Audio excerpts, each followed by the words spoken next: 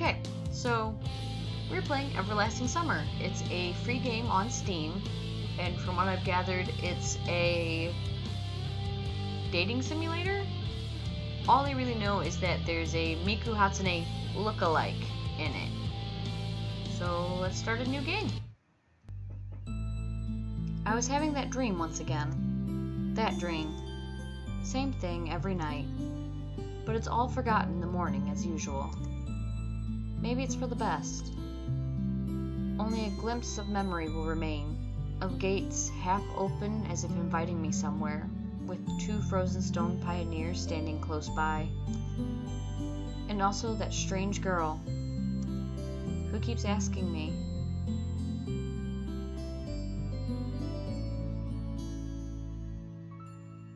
"Will you come with me?" Come? But where? And why? And where am I, anyway? Of course, if it all happened in real life, I would certainly have been scared. What else would one expect to feel? But this is just a dream. The same one I see every night. There must be a reason. You don't have to know where or why to realize something is really happening. Something desperately seeking my attention. Since everything that surrounds me here is real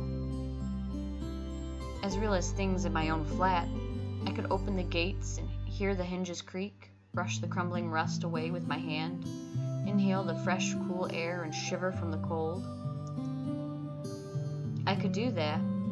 I could, but to do that, I would need to pick myself up, take a step, move my hand. But this is a dream.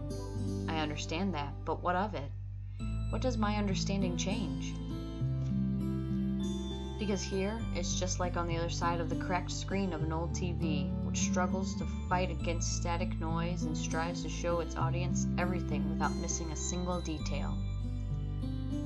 But the picture is getting blurry. I must be waking up soon. Maybe I should ask her something. The girl. What's her name? About the stars, for instance. Why the stars, though? I'd rather ask her about the gates. Yes, the gates. She would be so surprised. Or better, why the dot over the I is called a title? Tilde? I don't know. But the dot over the J was called a superscript dot.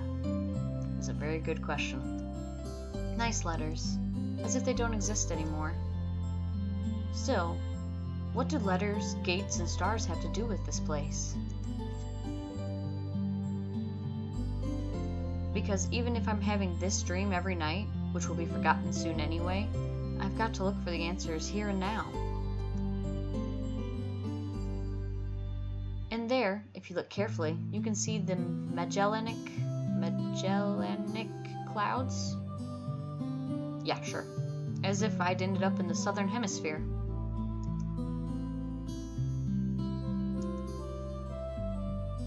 Maybe you have. In a dream, there are small things that catch your attention. An unnatural color of grass, impossible curves of straight lines, or your own distorted reflection, while the real danger, which could put an end to everything right here and now, seems trivial. It's natural, since here you cannot die. I know it for sure. I've done it hundreds of times. Sir, you are dead. You die in your dreams. You die in real life. You obviously have not played Catherine. Just saying. That game was a pain. But if you cannot die, is there a point in living? I should ask the girl. She's a local. She should know. Yes, exactly. I should ask her about the owl, for example. One strange bird it is, though it doesn't matter. Will you come with me? And every time I have to answer. It's the only way, otherwise the dream will never end and I will never wake up.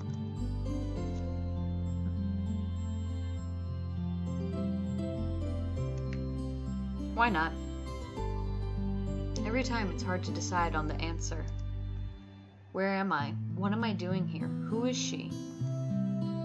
And how does so much of my life depend on this answer? Or maybe it doesn't.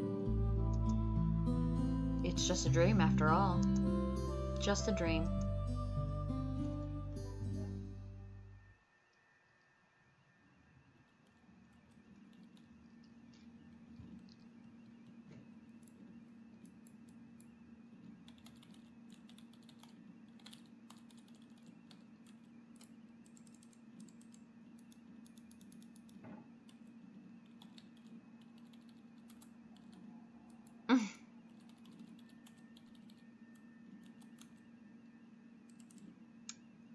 It's a character from a kid's show. And then a sexy picture of her under it. Well, that's weird. The computer screen stared at me as if it was alive.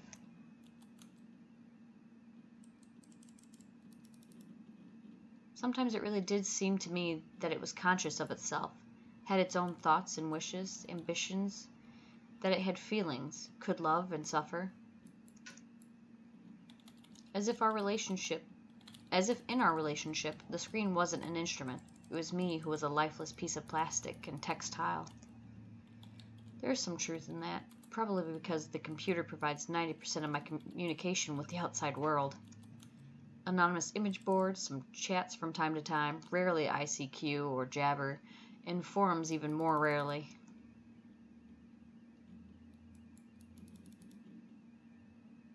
People on the other end of the internet cable simply do not exist. All of them are simply creations of its sick imagination, an error in the source code or a kernel bug which started living a life of its own.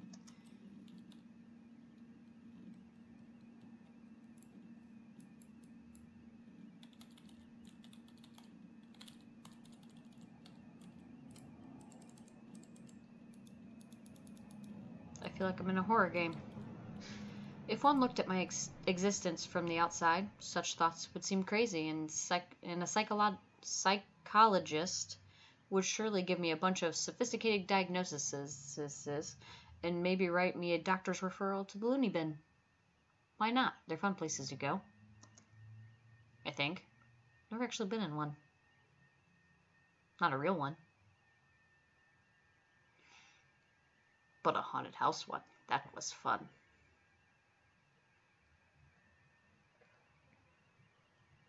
A small apartment with no signs of repair or any semblance of order in it, and always the same view out the window of the gray megalopolis running somewhere day and night. Such are the conditions of my life.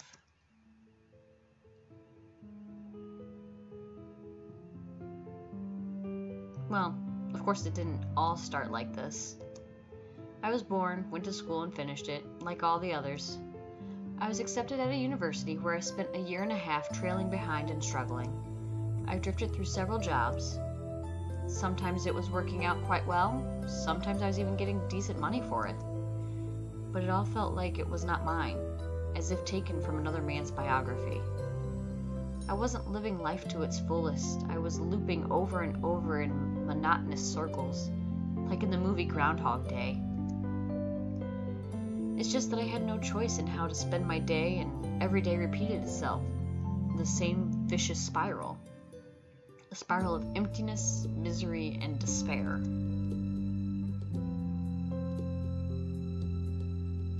For the last few years, I just sat in front of the screen all day. Sometimes there were menial jobs, sometimes my parents helped me. All in all, I was able to provide for myself. No wonder, really, since my needs were quite minor. I hardly ever leave my home, and my communication with other people almost exclusively consists of online correspondence with the anonymous, who have no real name, no gender, no age. So, in brief, a quite typical life of a quite typical antisocial person of his time. Kind of Donnie Darko on a minor scale without Doomsday-related visions. Oh, Donnie Darko.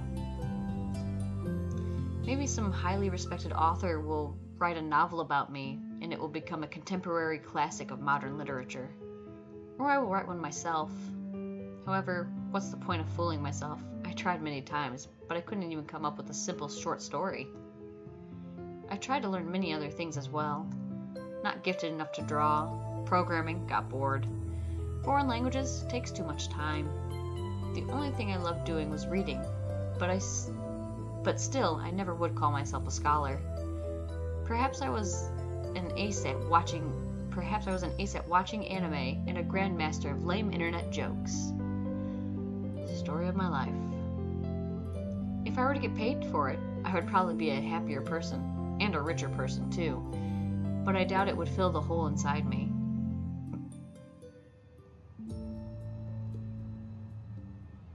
Today was another typical day of a typical failur's typical life, and today is the day when I have to go to my university reunion. Frankly speaking, I really didn't want to. What is the point? The time I spent with them was so short. However, I was persuaded by a friend, my former university mate, and one of the few with whom I kept in touch other than through the internet.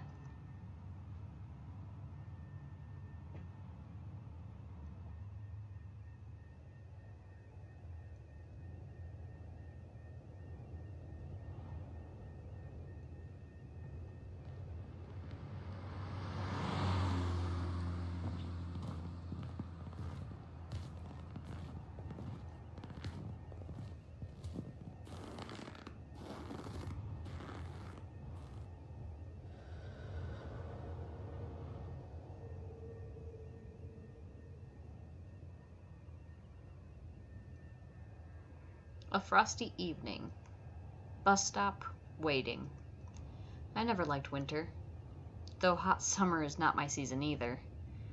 It's just that I see no reason to point out any particular time of year. It doesn't matter much what the weather is outside when you stay at home 24/7. The bus today was running so late that I was about to curse it all and spend my last few hundred rubles for a taxi. The idea of just returning home didn't cross my mind for some reason. As usual, millions of thoughts flew through my head, but there was not a single useful one to seize on. Such a thought that you could bring into existence, give a shape, turn into an idea, and put into practice. Maybe I could start my own business, but where would I get the money from? Or maybe I could go back to working in an office. No way. Maybe I should try freelancing, but what skills do I have and who would want me after all?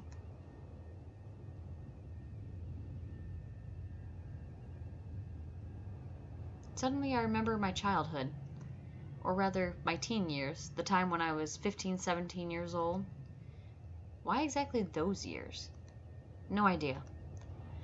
I guess it's because back then everything was much more simple. It was easier to make decisions, so complicated now and so simple then. Waking up in the morning, I knew exactly how my day was going to pass, and I always eagerly looked forward to the weekend. Then I could get some rest and have time for the things I liked. Computer, football, going out with friends. And then, at the beginning of next week, I'd wake up, I'd take up my studies again. Back then, there were no such worrying questions like why, who needs it, what will change if I do it, or what will not change. A simple lifestyle, so casual for any normal person and so odd to myself today. That careless childhood age. It was also then that I met my first love.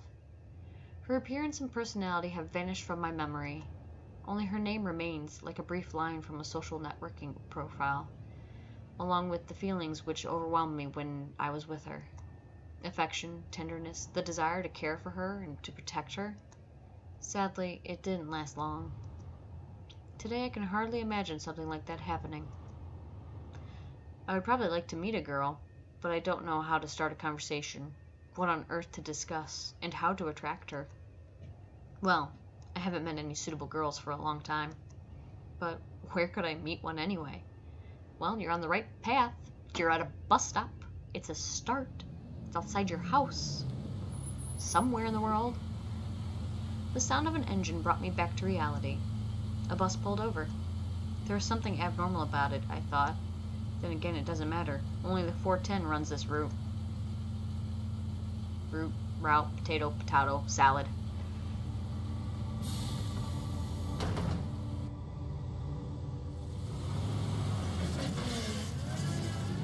Flaming bus. Magic school bus! Streetlights pass me by. It's as if their cold light sparks inside of me, trying to ignite feelings long dead. Or maybe not ignite, just awaken them. Oh, cat's back there. Because those feelings, They have been living in me for a long time, slumbering and waking up again. The driver's radio was playing some very familiar tune, but I wasn't listening to it. I was watching the cars passing by through the fogged-up window. Because people are always rushing somewhere, chasing something they need, stuck in their own little worlds, why would they care about mine? They probably have their own serious problems, or maybe they have much easier lives. You can't know for sure since all people are different. Or are they? Sometimes someone's actions can easily be predicted, but if you try to look inside his soul, you will only see impenetrable darkness. The bus was approaching downtown, and my thoughts were interrupted by the bright city lights. Hundreds of billboards, thousands of cars, millions of people. I watched this light show, and somehow I got terribly sleepy. My eyes closed just for a moment, and then...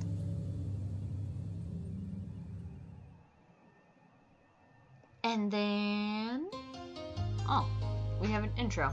Yay!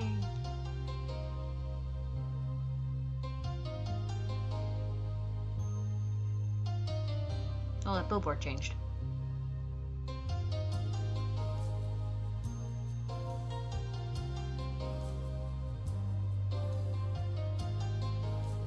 This is really pretty artwork. It's really well done. I wish I could make stuff like this, but I don't think I ever would be able to.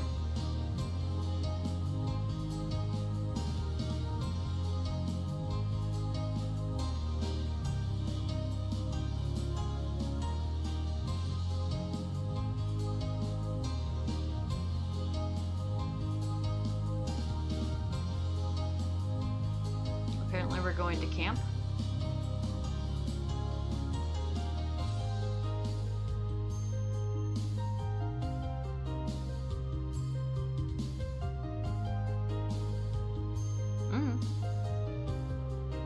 Miku! Yeah, the Miku lookalike. And then the little fox ears. Yeah, I don't know why I'm pointing. You can't see where I'm pointing. But I pointed. Everlasting Summer. I believe that's Russian.